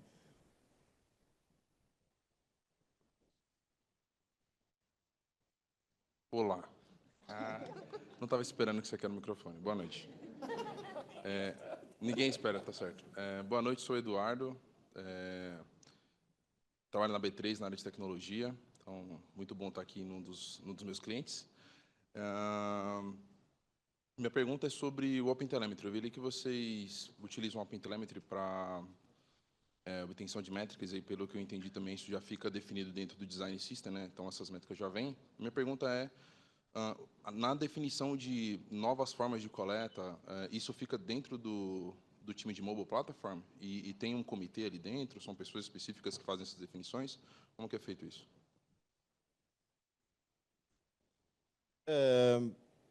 Um ponto, assim, o OpenTelemetry, ele existe para a gente, para mobile e para back-end. Então, a gente usa ele...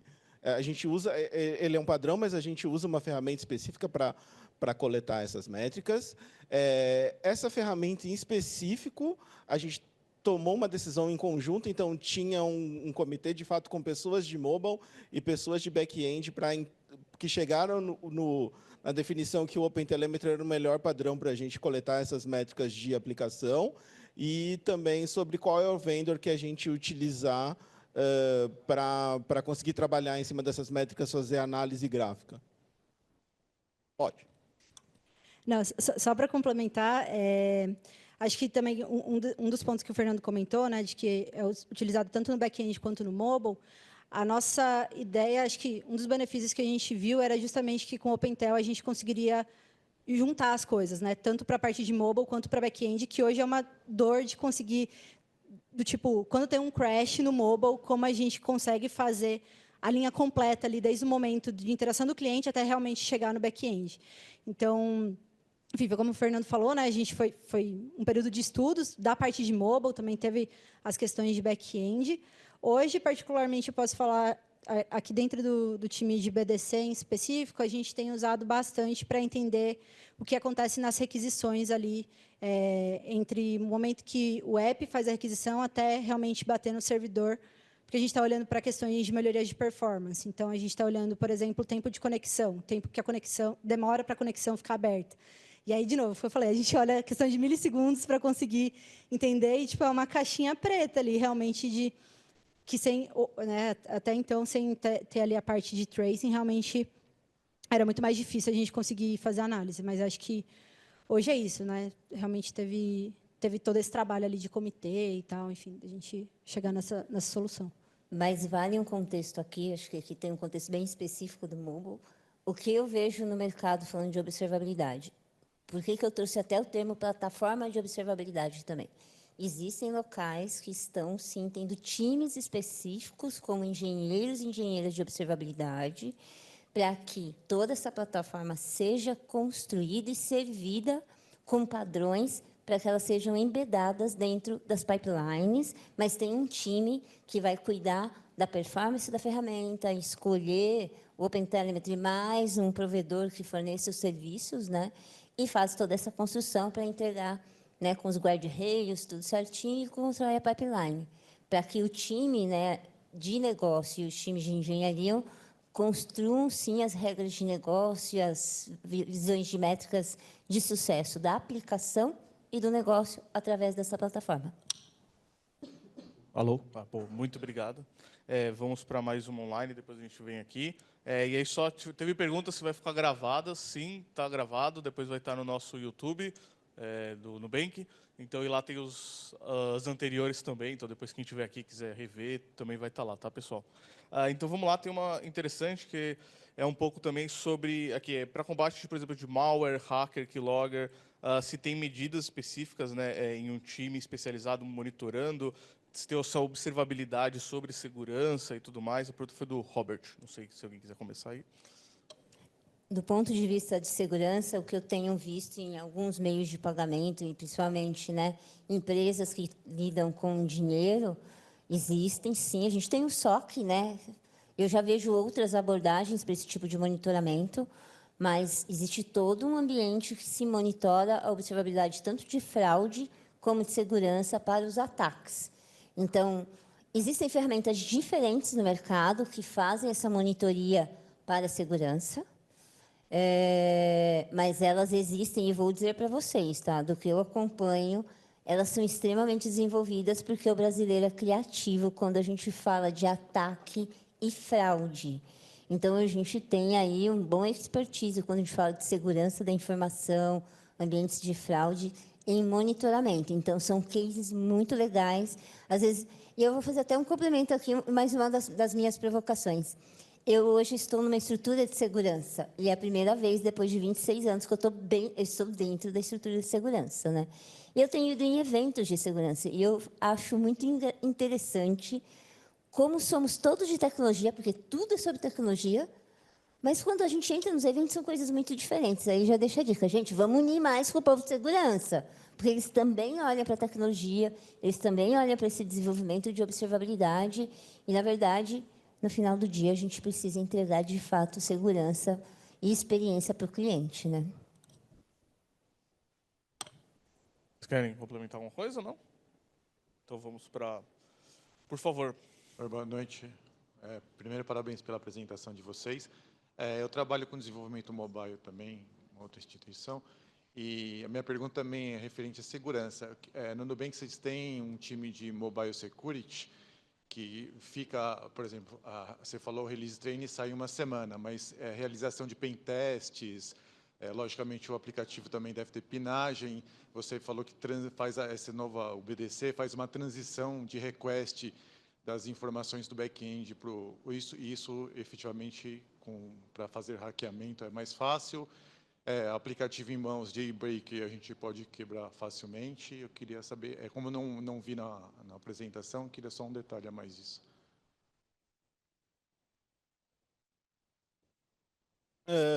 A gente tem vários mecanismos. Eu não sou do time de segurança, tenho um time de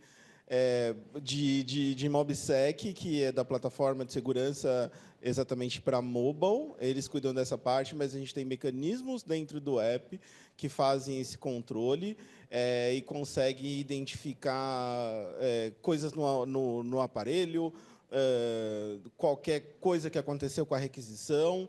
Então, a gente tem, sim, mecanismos para mitigar isso, tá? E aí, eu já trabalhei em outros lugares, isso a gente tem vários fornecedores, assim, padrões que entregam essas soluções. O que difere é o quanto ao quanto daquilo você quer aplicar, quer colocar dentro da sua infraestrutura ou no seu aplicativo.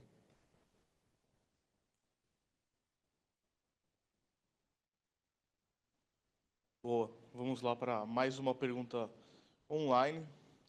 Espera aí, tem muitas perguntas, gente. Galera, infelizmente não vai dar tempo de responder todas. Perdão, tá bom? Aquelas duas ali, eu acho.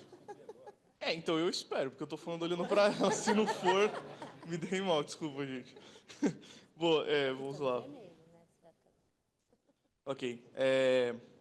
Tem aqui uma que é... aqui, cadê? Bom, é da Ana aqui, se tem especificações mínimas de app version, device, iOS, acho que aqui a pergunta é muito para entender como que chega numa versão mínima para fazer force update bom, é isso. Boa. A gente não faz force update exatamente, então a gente não vai exatamente forçar um cliente a atualizar o app a qualquer momento, mas sim quando a gente identifica que tem falhas de segurança em determinada versão do sistema operacional, um problema muito grande numa determinada versão do app que a gente não consegue conviver com ele, e aquilo está numa versão específica, tem uma falha específica, ela está bem para trás, assim, com mais de um ano de existência. A gente tem uma política para isso, que ela é executada, então a gente começa pedindo para as pessoas atualizarem, mostrando quais são as vantagens de ter uma versão do app mais atualizada. Em caso muito extremo, a gente chega assim, a executar a depreciar uma versão, ela não ser mais atendida, mas é muito difícil. Assim, a gente trabalha na campanha para fazer as pessoas atualizarem o app com mais constância. Acho que, e aí, só complementando, né, o ponto que o Fernando falou, acho que um dos pontos que a gente segue bastante é também o quanto a Apple e a Google dão suporte oficial para o SEO. Né? Então, se nem a Apple nem a Google estão dando suporte mais para aquela versão, a gente considera ali dentro do processo de deprecação, da política de deprecação, foi mal, da política de deprecação para realmente remover aquela versão. Só que tem todo um processo, né? Não é só, enfim, uma mensagem ali no app, tem contato com o pessoal de atendimento para que as pessoas estejam preparadas para, caso apareçam casos, como, né, faz o processo ali junto com o cliente, tem, enfim, envios ali de comunicações, não só pelo app, mas por e-mail e tudo mais, para os clientes ali estarem cientes em relação a uma possível deprecação realmente de versão, se for acabar impedindo o uso do app mesmo. Oi, boa noite. Aqui Paulo falando. Eu queria saber o desenvolvimento de app com BDC, se as lojas são mais criteriosas ali para aceitar. Não sei, estou pensando se é mais difícil, né, receber essa aprovação delas e se é toda empresa que pode lançar app dessa maneira. Boa pergunta. Posso responder essa? Tem esse ponto, né? Porque geralmente no caso da Apple, né, não vou nem falar tanto da Google, mas a Apple no caso é mais chatinha realmente sobre o quanto o app que você disponibiliza, ele realmente representa aquele binário que você está disponibilizando, você não está fazendo alteração de tipo, sei lá, baixei um app de banco e veio um jogo do Tigrinho ali para você usar, né? No nosso caso, a gente, enfim, acho que teve até o Arthur, que está há muito mais tempo também em BDC, pode confirmar isso, mas a gente, enfim, teve um processo ali de entendimento também sobre quanto as mudanças de interface que a gente faz poderia gerar alguma obstrução ali das políticas que a Apple e a Google oferecem, mas hoje, como a gente está fazendo só essa parte de interface, a gente não altera nenhum dado realmente que, enfim, que possa realmente gerar algum tipo de dúvida, algum tipo de mau uso ali, má intenção. Até hoje a gente nunca teve nenhum problema, mas, enfim, é uma discussão ali que existe realmente, né, do quanto a gente disponibiliza algo real time. E tem outro ponto que a gente tem uma parceria muito grande, tanto com a Apple quanto com o Google. Então, a gente segue vários padrões na descrição do app na loja, contando que tem as features. Quando a gente quer avançar com uma feature nova, a gente vai com um time de produto, tanto da Apple quanto do Google, mostrar essa feature, falar o que a gente vai fazer, manda documento, manda vídeo da feature funcionando.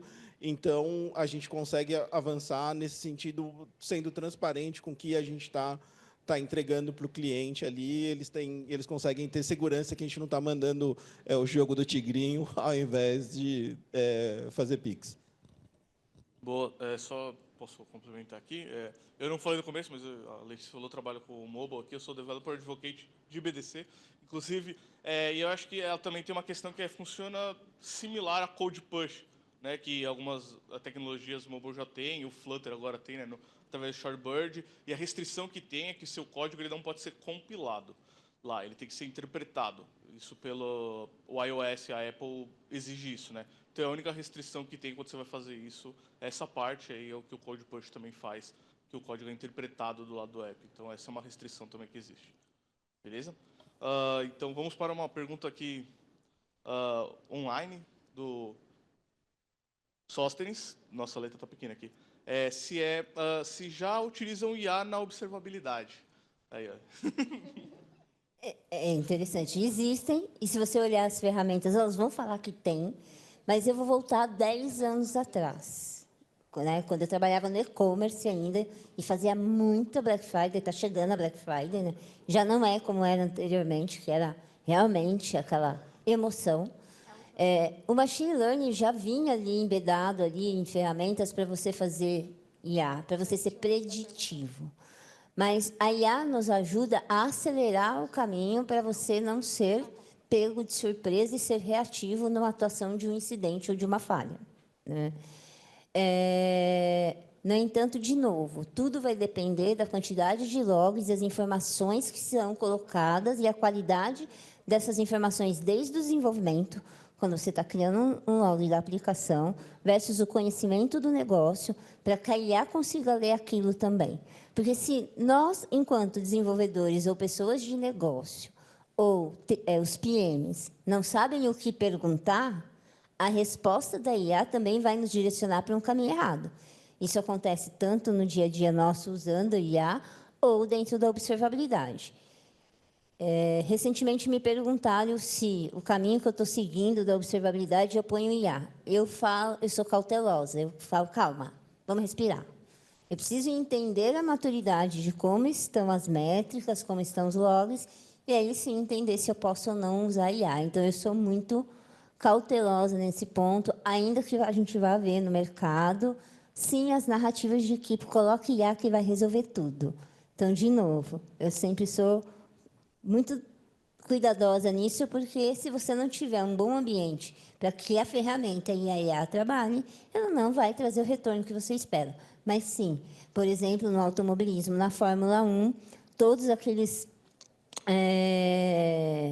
componentes que estão nos carros, né? Todos os sensores, os 300 sensores que estão no carro, e todas as informações que são mandadas e coletadas, já tem IA predizendo qual vai ser a ação do piloto, porque ele faz o cruzamento do perfil do piloto, da forma que ele dirige, a estrutura do carro, a análise da equipe, com todas aquelas informações que já foram colocadas lá. E aí, com o IA, eles conseguem ser mais rápidos e assertivos.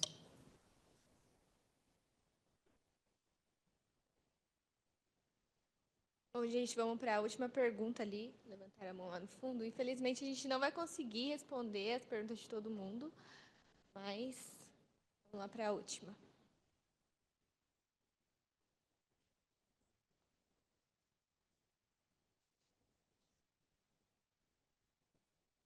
Oi, boa noite. Nathalie, do time de DevEx do C6 Bank. Uma pergunta, acho que talvez conceitual, ali no ponto que foi citado sobre o Unified Experience. Queria entender um pouco se a gente está falando da mesma coisa de Developer Experience ou a gente está falando de algo mais amplo. E aí, emendando também, quando foi citado ali no BDC sobre ciclo de desenvolvimento mais rápido, os pipelines não estão acoplados, vocês podem detalhar um pouquinho mais? Fiquei curiosa sobre... eliminar o tempo gasto com CI significa exatamente o quê? A gente tem menos steps, como de fato esse processo mais rápido ali e a garantia, claro, da qualidade no final da entrega.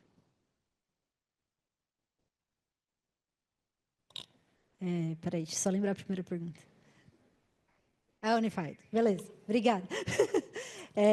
Bom, acho que de certa forma envolve Developer Experience, porque a partir do momento que a gente está criando uma plataforma unificada para melhorar a experiência das pessoas, desenvolvedoras, no caso, a gente está, consequentemente, melhorando a Developer Experience. Então, no caso de Design System, tem o ponto de que, a partir do momento que a gente tem a padronização, ajuda o pessoal de design e também ajuda a galera que está implementando, então fica muito mais fácil a interação, a evolução daquelas coisas. Como também a parte de BDC, né? Então, toda a definição de... que a gente não entrou muito no detalhe, né? Mas, tipo, todos os componentes que a gente tem no Flutter, a gente disponibiliza isso. Hoje, a galera faz em Clojure. Hoje, as pessoas codam em Clojure e a gente tem uma interpretação disso para Flutter depois, para Dart. E aí, enfim, vai para o app. Então, a gente se preocupa com todo esse processo de developer experience. Então, justamente, como vai ser a interação com as pessoas para implementar aquilo, para conseguir fazer o processo de merge daquilo, para entender, por exemplo, quando acontece um erro na pipeline, o quão fácil ela conseguir investigar por si só aquele problema e não precisar abrir um ticket para a mobile platform falando meu PR não passa, e aí a gente que tem que fazer a análise. Então, querendo ou não, acaba envolvendo também bastante dessa parte de Developer Experience, esses pontos de Design System e BDC. Mas, se eu fosse falar, acho que todo mobile platform acaba se preocupando muito com isso, né? Então, a partir do momento que a gente tem definições, implementações de componentes ali da parte infra do app, a gente está se preocupando com o Developer Experience, quando a gente está olhando para a Release Train, quando a gente está olhando para o setup da máquina da pessoa, tudo isso também acaba envolvendo ali todo esse processo de experiência realmente da pessoa que está desenvolvendo. E sobre a sua segunda pergunta, né, em relação a como o tempo ali de integração do pull request de BDC acaba sendo mais rápido do que um PR em Flutter, por exemplo, porque hoje o desafio que a gente tem no app, vamos esquecer BDC por enquanto, no app, que todo ponto que o Fernando foi compartilhando, é de que a gente tem um monorepo. E esse monorepo ele tem várias stacks, que é tanto a parte de Flutter como coisas nativas que ainda necessitam ser migradas, mas também coisas core ali do app que não tem como fugir, né? Tipo, não tem como ter 100% Flutter, porque tem coisa que não tem como ser. Tipo, a gente quer coisas performáticas, enfim. Outro assunto, né? Mas não vou desviar do propósito aqui. E aí, como a gente tem, então, monorepo, acabam as coisas ficando muito mais complexas no quesito de pipeline. Porque, então, eu tenho que conseguir fazer todo o processo de vamos supor, pegar as dependências, gerar o processo de build, considerando todas essas linguagens. Logo, infelizmente, a gente faz muito trabalho para otimizar o processo de integração de um PR no monorepo. Ele leva um tempo considerável. A gente faz muitas melhorias ali para conseguir ter um processo mais rápido, por exemplo, de mergear vários PRs de uma vez, mas ali o processo leva, sei lá, uns 40 minutos, mas a gente está falando de mergear, sei lá, 10 PRs de uma vez, 8 PRs de uma vez. Mas leva um tempo, né? Então, imagina se o seu time precisa lançar, sei lá, fazer uma correção, você vai ter que, pelo menos, esperar 40 minutos para aquela correção acontecer, né? Para o PR ser mergeado, mais o tempo de disponibilizar o app na loja. Aí, quando a gente vai, então, com o BDC, né, a gente já está falando nível de back-end mesmo. Então, imagina que para cada fluxo, uma tela, por exemplo, que aquele time quer desenvolver, ele vai ter um serviço que vai representar aquela tela. Logo, a pipeline que a gente roda para aquela tela é totalmente voltada a back-end e específica para aquela tela, para aquele serviço, né? Nesse caso, a gente pode até chamar daquele serviço realmente. Então, ele fica desacoplado com toda a complexidade que a gente tem ali do monorepo e acaba realmente tendo um tempo muito mais rápido de execução de testes, de realmente mergear aquilo e disponibilizar para o cliente. Mas é isso. Show. Queria agradecer, muito obrigado vocês aqui por estarem aqui hoje. Eu acho que foi muito legal toda essa parte de plataforma. Eu gosto muito de trabalhar em plataforma, então. Mas acho que é um pouco isso, né? A gente falou bastante de plataforma mobile e acho que tudo que a Letícia e o Fernando comentaram ali era tudo muito pautado em observabilidade, de tipo, é isso. Então, um ponto só, quando a Tati estava falando, aí o Fernando, a gente estava lá, assim, nossa, que perfeito, já está dando todo o contexto aqui, nem foi combinado e foi certinho. Sim, eu acho que é muito isso, né? Que é isso, se a gente não observar, a gente não sabe nem onde melhorar, né? É isso. Tipo, quem não mede, está tudo ótimo, né? Só está doente quem vai no médico, é meio que isso, né? Então, mas é bom você ficar sabendo que você tem algum problema. Então, acho que é isso. Então, muito obrigado, de verdade. Queria agradecer também a galera do online, muito obrigado, quem estava aí online, tá bom? E o pessoal que está aqui, muitíssimo obrigado, mas eu tenho mais tempo para falar obrigado, porque a gente fica aqui até as 9, então ainda pode bater um papo aí. Lembrando que temos vagas, teremos mais meetups, então fiquem... Oi. Só falar das vagas... temos vagas em mobile platform, tá? Então, quem quiser trabalhar com a gente aí, temos vagas de manager e temos vagas também de pessoa desenvolvedora. É isso. Não custa nada, né? Obrigada. Então é isso. E lembrando que é isso. Siga o Nubank lá no LinkedIn, que a gente sempre divulga os meetups por lá, tá? Para vocês poderem se inscrever e não perderem, tá bom? E acho que é isso. Muitíssimo obrigado. Ainda tem comidinhas lá, eu espero, porque eu estou com fome. E é isso, pessoal. Muito obrigado, de verdade.